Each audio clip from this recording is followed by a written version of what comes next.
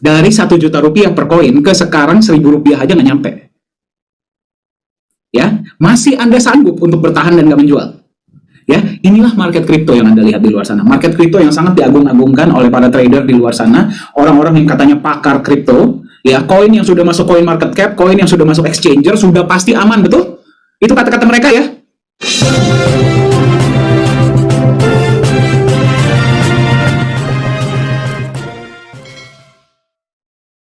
Kita lihat sama-sama ya. Saya akan buka website, saya akan buka coinmarketcap.com.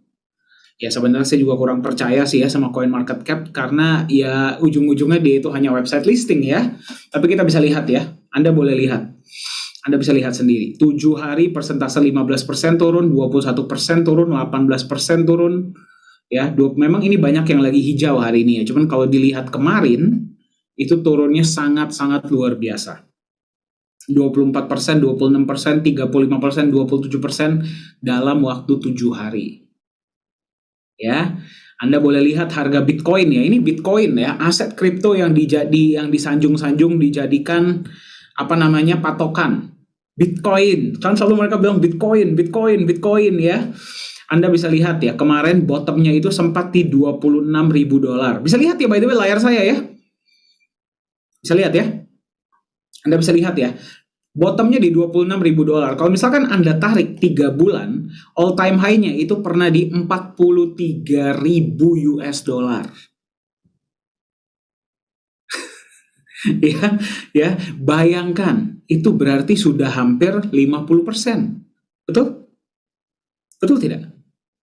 Ya, ini yang bisa kita sebut aset. Aset seperti ini. Ya, banyak orang di luar sana yang bilang lah, Pak, kalau misalkan kita trading mah kita senang, Pak. Gara-gara pada saat bottom begini kita justru bisa beli. Ya gampang buat Anda bicara. Ya, Anda kalau misalkan punya modal, paham tentang trading, dapat informasi dari dalam, misalkan koin itu kan banyak yang dipump ya. Koin ini akan dipump nih, koin ini akan dipump nih, karena ya mereka nggak punya fundamental, nggak punya alasan untuk naik, jadi yang nge-pump itu adalah ya biasa developer sendiri. Kalau mereka dapat informasi seperti itu, oke, dan punya waktu gitu loh, memperhatikan chart setiap hari. Masalahnya berapa banyak dari kita yang bisa melakukan itu setiap hari? Ya, kita sama-sama kerja, betul? Kita punya pekerjaan, kita punya keluarga. Mana ada sih kita waktu untuk memperhatikan chart setiap hari? Ya, dan kalau misalkan saya tanya sama Anda secara logika deh. Kalau misalkan Anda punya uang, ya saya doakan uang Anda melimpah ya. Saya doakan uang Anda banyak ya. Cuman misalkan uang kita yang kita masukkan nggak seberapa. Anda lihat turun hampir 50% gini, Anda berani nge-hold? Anda berani tekan, pegang? Berani? Ya? Enggak dong. Anda mikir loh, kalau misalkan dia turun lagi piye? Kalau misalkan kita ngomong saham-saham perusahaan, mereka banyak yang membandingkan ya. Perusahaan-perusahaan kripto di luar sana, saya rekam dulu deh biar seru. Ya, ya jadi nanti bisa. Recording in progress. Banyak orang-orang kripto di luar sana, teman-teman kita yang sangat luar biasa, membandingkan crash-nya market kripto dengan crash-nya market saham. Karena market saham pun turun, betul? Ya, kalau misalkan kita ngomong saham, perusahaan yang mempunyai saham TBK itu minimal mereka tuh punya aset, mereka punya performance, mereka punya kantor, ya, mereka punya karyawan. Kripto Bitcoin ini punya apa? Ya, jadi kalau misalkan kita ngomong saham-saham IHSG atau misalkan yang ada di bursa itu turun, ya mereka pasti bisa naik lagi gara-gara mereka punya performance. Kalau kita ngomong misalkan ya perusahaan-perusahaan perbankan ataupun perusahaan-perusahaan telekom, mereka sahamnya turun. Besok tuh karyawannya masih datang ke kantor mereka untuk bekerja lagi, betul? Apa iya gara-gara sahamnya turun udah karyawannya berhenti kerja? Kan enggak. Karyawan tetap datang untuk bekerja memberikan manfaat untuk orang lain. Produk masih ada yang dijual. Transaksi masih terjadi, bisnis masih berjalan. Nah, kalau misalkan Bitcoin dia turun, apa yang akan menjamin harganya bisa naik lagi? Kecuali Anda mendapatkan bisik-bisik kalau harganya akan dipump. Ya, ini masih oke. Nah, yang saya mau bicarakan sebenarnya yang ada yang lebih parah lagi dari ini. Ya, sebenarnya saya biasa nggak suka ya membicarakan tentang, lihat coba ada yang menawarkan koinnya Magic Internet Money coba. Ini market crypto ini udah nggak ada yang beres ya. Nah, Saya mau tunjukkan kepada Anda kami biasanya nggak pernah ya suka untuk membahas tentang aset lain. Cuman menurut saya ini udah keterlaluan. Ya, jadi lebih baik Anda pelajari ya. Nah, ada yang pernah dengar kasusnya Luna? Sudah ada yang pernah dengar? Sudah ada yang pernah dengar di sini? Oh, ada beberapa. Ya, saya mau tunjukkan kepada Anda ini ya. Ya, Anda lihat. Coba kita tanya kepada mereka, mereka masih sanggup gak mempertahankan megang kalau harganya seperti ini? Kita lihat sama-sama ya. Nah, marketnya, chartnya seperti ini. Ya, harganya Anda lihat sekarang berapa? Anda bisa lihat harganya berapa? 0,0000 0,0000028. Sekarang turun lagi 2737. Ya, Anda lihat, dia itu harganya kalau kita tarik 3 bulan ke belakang, harganya pernah, kalau 1 tahun ya, harganya pernah $93 per koin. Bayangkan, $93 per koin all time high mereka. Kalau kemarin saya cek malah lebih tinggi ya. Pernah kalau nggak salah, pernah $100 deh kalau nggak salah mereka tuh. Oh enggak ya, oke. Paling tinggi pernah mencapai $93. Bayangkan, harga koinnya pernah 1 juta rupiah per koin. Hari ini harganya berapa? 0,00002762. Dari 1 juta rupiah per koin ke sekarang 1.000 rupiah aja nggak nyampe. Boro-boro kayaknya ini 100 rupiah pun nggak nyampe per koin. Ya, masih Anda sanggup untuk bertahan dan nggak menjual.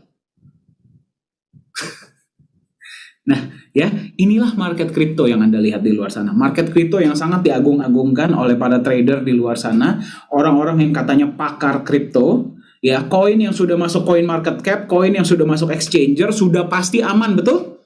Itu kata-kata mereka ya. Kita lihat, nih Luna sudah ada di berapa exchanger. Ya, Anda bisa lihat sendiri berapa banyak exchanger mereka terdaftar.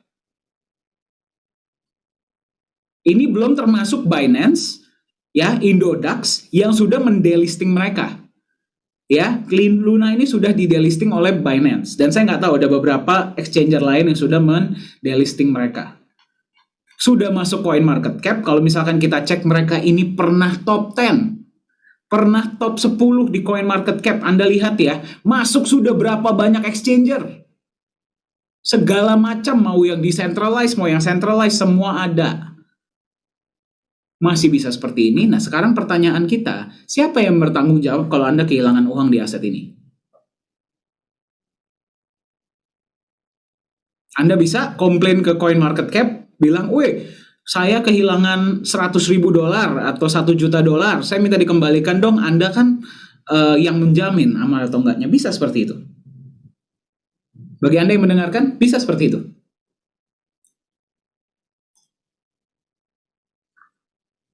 Ya, Anda bisa datang ke marketnya dan minta pertanggungjawaban. Bisa seperti itu? Nggak bisa. Ya, tidak bisa. Nah, jadi itulah kenapa Anda bisa lihat ya, kalau misalkan, nah ini saya mau kasih lihat Anda sesuatu yang saya juga tadi pagi pas saya baca ya, ini benar-benar menyedihkan banget. Kalau Anda berteman dengan saya di Facebook ya, Anda bisa melihat saya tadi pagi memposting tentang ini. Ya, kalau misalkan Anda masuk ke, sebentar saya stop screen share dulu ya. Ini ada satu website namanya Reddit ya. Reddit itu adalah sebuah forum pembahasan ya, di mana mereka itu biasa berbicara tentang banyak hal, salah satunya tentang kripto. Nah, Terra Luna ini punya subreddit sendiri. Anda lihat isinya orang-orang yang seperti apa. Sebentar ya. Sorry. Ini sebenarnya saya miris banget bacanya. Tapi kalau Anda mau buka ini, Anda perlu ini ya, perlu VPN ya. Karena Reddit itu tidak legal di Indonesia. Ya. Nah, jadi kalau Anda mau buka Reddit ini, Anda perlu VPN. Anda bisa lihat ya, ini adalah reddit.com/terraluna.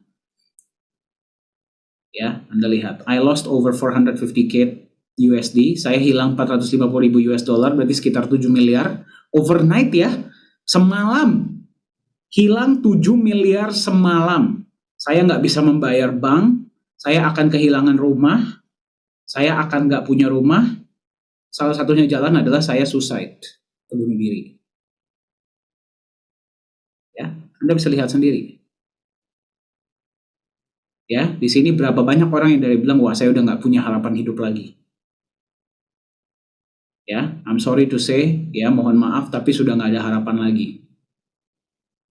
Ya, Anda bisa lihat ya, ini benar-benar ya, saya kehilangan $15.000 berarti sekitar berapa? 300 jutaan?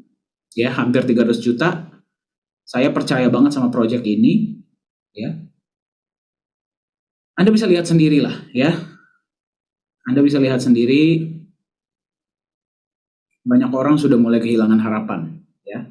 Nah, jadi kalau misalkan Anda melihat tadi pagi saya nge-share apa ya di dalam Facebook, itu ada beberapa hal, ya. Yang pertama adalah jangan membeli sesuatu yang Anda tidak paham. Hanya karena mereka itu lagi trending. Ya, market kripto itu kejam Bapak Ibu. Ya, lebih kejam dari ibu tiri. Ya. Kalau kita ngomong market saham, itu nggak mungkin saham itu bisa nyampe nol. Di kripto itu bisa mencapai nol. Kita ngomong saham, ada yang meregulasi. Kripto siapa yang meregulasi? Kalau kayak tadi nilainya sampai hilang 98% dalam sehari, siapa yang mau tanggung jawab? Ya, jadi jangan ikut-ikutan. Kalau misalkan Anda belum paham, jangan ikut-ikutan. Makanya kalau Anda perhatikan ya, kalau Anda pernah ketemu saya atau siapapun manajemen Nagaya, kita selalu bilang apa sama Anda? Silahkan pelajari. Silahkan pelajari dulu, pahami dulu konsepnya, baca white papernya. Kalau Anda sudah paham, sesuai dengan hati nurani dan logika Anda, baru Anda beli. Betul tidak? Saya selalu bilang nggak seperti itu. Ya, kalau leader Anda nggak bilang seperti itu, atau yang mengajak Anda nggak bilang seperti itu, Anda ngomong sama saya marahin dia. Ya, jangan pernah Anda merasa Anda dipaksa untuk beli Nagaya. Anda harus belajar dulu, paham dulu. Paham, jangan cuma paham keuntungannya, tapi juga paham resikonya. Ya, jangan pernah membeli sesuatu yang Anda nggak paham. Hanya karena dia itu lagi trending. Ya, itu yang pertama. Yang kedua, kita berbicara tentang kripto itu apa sih? Tadi kita berbicara di sesi kita hari ini ya. Kripto itu apa sih? Kripto itu angka. Betul? Ya, kripto itu angka. Mereka itu membuat angka. Ya, angka yang tinggal mereka ketik, modalnya juga nggak seberapa. Mereka mau bikin supply-nya 50 juta, mau bikin supply-nya 5 triliun, itu terserah mereka. Jadi nggak ada yang bilang, wah koin yang supply-nya lebih sedikit itu berarti lebih berharga. Nggak. Ya, kami nggak bilang Nagaya itu lebih berharga daripada yang lain gara-gara supply-nya lebih sedikit loh. Ya memang supply kita cuma 50 juta ya dibandingkan sama mereka yang ada yang triliunan. Dan kita nggak bisa bertambah. Itu memang satu faktor. Tapi apakah itu satu-satunya faktor yang membuat Nagaya lebih berharga? Tidak. Karena ketika dibuat kripto itu tinggal ngetik mau berapa supply-nya. Tinggal ngetik. Ya, yang mereka jual kepada Anda itu angka. Nah, kalau misalkan Anda perhatikan banyak kripto-kripto di luar sana, mereka tuh ngomongnya strategi untuk naikin sama turunin harga. Anda baca deh, ya. Ini saya kasih lihat lagi ya. Sebentar, sorry. Ini ada tweet dari foundernya Terra Luna, namanya Do Kwon. Ya, Anda lihat ya, dia ini buat sebuah thread. Dia mengatakan bahwa ini adalah beberapa solusi-solusi yang akan kami lakukan untuk kembali menaikkan harga si Terra Luna itu. Ya, price stabilization mechanism lah, ya. Terus kemudian dia akan repack dan depack tentang kepada stablecoin, ya. Terus kemudian increase base pool-nya dari 50 juta jadi 100 juta. Semua berbicara tentang menaikkan harga. Kenapa tidak ada orang-orang kripto di luar sana yang berbicara tentang fundamental sih? Ya, harga ya kalau kita ngomong harga itu cost atau efek menurut Anda? Harga itu apa namanya? Dia itu yang membuat atau hasil? Harga itu hasil, harga itu adalah efek, bukan cost. Harga itu adalah efek dari fundamental yang baik. Harga itu adalah efek dari sebuah produk atau jasa yang bisa memberikan benefit kepada orang lain. Sama halnya seperti orang-orang kripto, mayoritas orang-orang kripto di luar sana, itu kalau misalkan ada masalah dengan buahnya, ya, ada masalah, mereka nanam dia, mereka nanam, buahnya bermasalah, yang dirubah tuh buahnya bukan akarnya, bukan bibitnya. Ya, jadi ini bukan solusi yang sustainable. Itulah kenapa saya berani bilang mayoritas kripto-kripto di luar sana itu adalah bubble. Ya, bubble gelembung yang bisa pecah. Ya. Jadi berhati-hatilah ketika Anda membeli kripto. Jangan cuman maunya untung. Memang kita semua mau untung ya, nggak ada yang mau rugi, betul nggak? Ya, nggak ada di sini yang mau rugi. Saya pun nggak mau rugi. Ya, cuman kita memahami di setiap apapun yang kita beli itu pasti ada yang namanya resiko. Anda harus paham resikonya, jangan cuman paham untungnya doang. Ada yang pernah bilang sama saya gini loh, ya ini menurut saya cukup menarik ya. By the way, kalau Anda punya pertanyaan silahkan ya di chat, kalau nanti ketika ada waktu kita akan bahas. Ada yang pernah bilang sama saya seperti ini, Pak, kenapa sih Nagaya itu kalau ngomong tuh bagus-bagus doang gitu loh? Ya, bagus-bagus doang, di backup emas, proyeknya untung membagikan benefit, terus udah digunakan di mall ya, digunakan di sini, digunakan di situ. Kenapa Nagaya nggak mau ngomong jelek-jeleknya? Saya bilang seperti ini, Anda tanya orang-orang Nagaya semua, sejak kapan Nagaya itu ngomong bagus-bagusnya doang?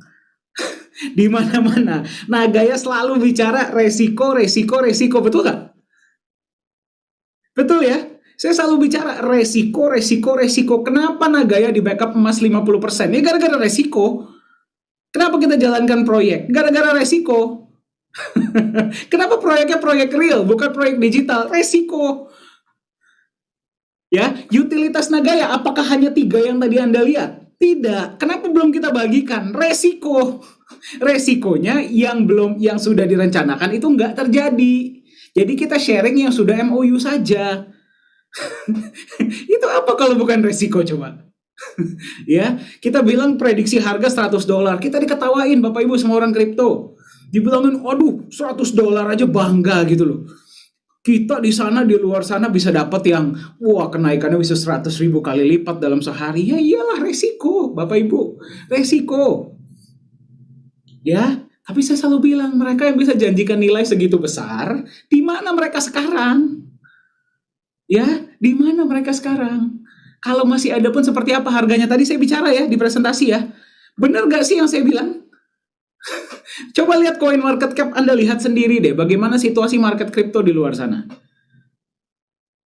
Ya, Pak Yohanes Chandra pernah bilang, tadi siang beliau telepon saya dan dia baru bilang, ingat gak tuh kita pernah ngomong di salah satu sesi kita. Ya, kita pernah ngomong di salah satu sesi kita.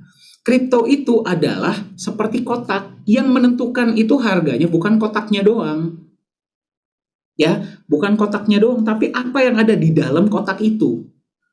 Kalau misalkan ada sebuah kripto yang di backup oleh kripto lain, ya itu sama saja kotak kosong di backup oleh kotak kosong dong. Betul nggak sih?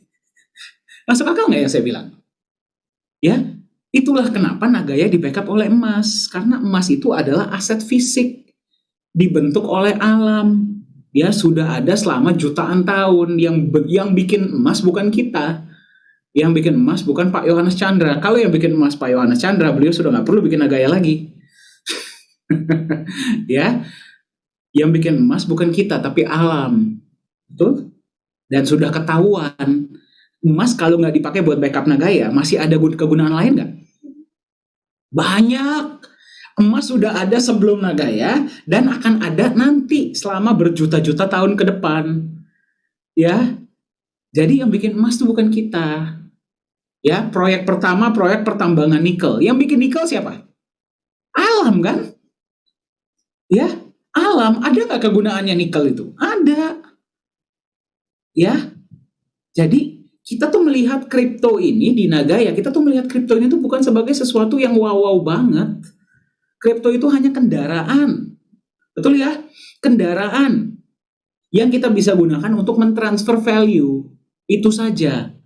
Ya, mentransfer value. Value-nya di sini apa? Bukti kepemilikan sejumlah emas dan bukti penerimaan sejumlah benefit dari proyek. That's it. Itulah Nagaya. Ya, simple. Ya, jadi kita nggak mau lah seperti kripto-kripto lain yang bisanya tuh ngomongin tentang teknologinya, bisanya ngomongin tentang harga. Ya, sama saja seperti mereka itu membicarakan tentang merubah bagaimana caranya kita bisa menghasilkan buah yang sangat banyak, buah yang sangat banyak, buah yang sangat banyak dengan memanipulasi lah, gini lah, gitulah. Tapi nggak ngomongin akarnya, sumber permasalahannya tuh mereka nggak bicarakan. Ya, paham ya perbedaan dengan yang sudah terjadi di market sekarang dengan Nagaya. Ya, kenapa menurut saya ini sangat penting untuk Anda pahami. Ya, karena saya melihat banyak banget orang di luar sana. Banyak banget, termasuk beberapa orang-orang yang saya kenal secara pribadi. Ya, itu banyak banget yang kehilangan uang dengan kripto. Dan saya nggak nyalahin mereka, gara-gara edukasinya di luar sana, itu sama saja mensinonimkan kripto itu uang cepat. Ya, kripto itu trading. That's it. Kripto itu uang cepat. Ya, baru-baru ini saya bicara sama teman saya. Ya, dia nawarin saya kriptonya dia, tapi saya nggak mau nyebut nama lah ya. Saya nggak mau nyebut nama. Nah, dia bilang dia jual kripto gini. Dia bilang ya udah, unique selling point kalian apa? Ya, lo orang mereka pakai Binance Smart Chain ya, berarti teknologi numpang. Ya, teknologi numpang sama orang lain. Ada backup nggak? Nggak ada. Ya, terus ada proyek nggak ada. Katanya mau bangun katanya mau bangun sesuatu lah secara digital gitu loh, tapi nanti masih dibangunnya nanti setelah sudah jualan. Ya, berarti proyek belum ada. Lo berarti modal apaan? Nggak ada. Ya, terus apa yang bisa you jual ke saya sehingga saya tuh harus beli you punya koin? Dia bilang you kalau beli koinnya sekarang, ya, you kalau beli koinnya sekarang, ya, dia dalam waktu beberapa minggu ke depan dia tuh nilainya bisa naik 95%. Waduh. Jadi itu saja yang mereka jual. Saya bilang sama dia, saya di rumah itu ada ember, ya, yang biasa saya pakai buat biasa Mbak pakai buat cuci baju, ya. Embernya kalau misalkan nggak ada isinya itu kosong kan? Kenapa nggak you beli aja ember saya? Soalnya sama kayak koin you, nggak ada isinya, ya. Terus dia bilang buat apa saya beli? Kalau misalkan you bisa kasih saya modal, ya, $10.000, $20.000, saya bisa buat hype seolah-olah ember ini ember ajaib. Ya, nanti orang akan beli, harganya akan naik. Ya, dia ketawa, saya ketawa, tapi ujung-ujungnya saya nggak beli koinnya dia. Ya, jadi kenapa saya harus menyampaikan hal ini kepada Anda agar Anda berhati-hati. Kalau memang, jadi apakah saya bilang berarti Anda nggak boleh beli kripto lain? Enggak loh ya, saya nggak bilang seperti itu ya. Ini direkam ya. Apakah saya bilang Anda nggak boleh beli koin lain? Bukan. Siapa saya? Ya bisa memberitahu Anda apa yang boleh dan apa yang tidak boleh. Ya, itu semua kan terserah Anda, ini uang Anda. Yang saya sampaikan hanyalah Anda harus tahu apa yang Anda beli. Ya, apa sih yang Anda beli? Dan jangan cuma lihat keuntungannya saja, Anda juga harus tahu potensi risikonya. Kalau sampai terjadi sesuatu, Anda siap nggak? Ya, Anda coba pahami, ekspektasi Anda dengan realitanya itu sama atau berbeda. Gitu. Ya, jangan sampai Anda hanya dijual iming-iming sama orang-orang di luar sana karena mereka punya budget untuk marketing. Ya, Anda perhatikan loh ya, banyak kan kripto di luar sana, mereka bikin teknologinya numpang sama blockchain lain. Yang dijual mimpi, berarti proyeknya belum ada. Berarti dia jualan koin sama Anda, itu dapat fresh money dong. Mereka nggak perlu beli emas kayak Nagaya. Nggak perlu punya kantor kayak Nagaya. Nggak perlu bayar manajemen kayak Nagaya. Kita kebanyakan di manajemen belum dibayar sih ya. Ya, nggak perlu punya manajemen kayak Nagaya. Nggak perlu ada proyek kayak Nagaya. Ya, berarti budgetnya itu semua mereka gunakan untuk apa? Betul Kak? Marketing, betul. Budgetnya mereka gunakan untuk marketing. Jadi mereka bisa bayar influencer di sini, mereka bisa masukin iklan di sini. Ya, mereka bisa kasih airdrop begini yang mereka kasih juga koin mereka kok. Ya, gampang buat mereka buat budget marketing, gimmick marketing. Ya, karena mereka nggak modal. Ya, mereka buatlah ini koin.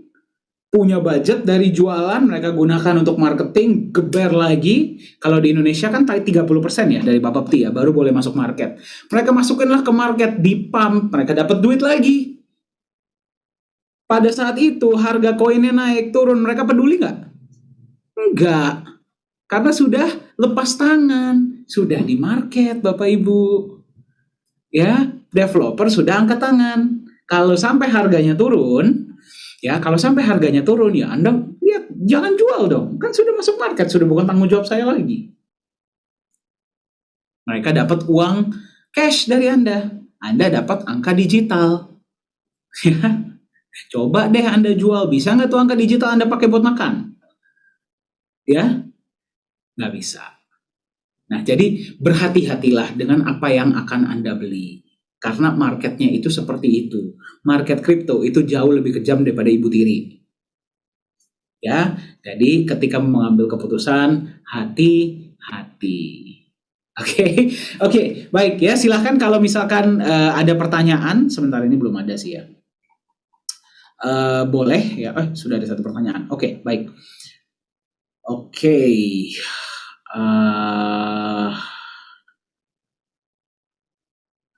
Oke, satu pertanyaan saya jawab ya. Kenapa Nagaya butuh waktu yang panjang untuk bisa masuk market? Oke. Oke, ya. Baik, terima kasih pertanyaannya. Jadi begini, awalnya pas saya masuk Nagaya, pertama kali saya masuk Nagaya, saya juga punya pertanyaan yang sama seperti Anda. Kayaknya kok Nagaya kok lama banget di masuk marketnya ya?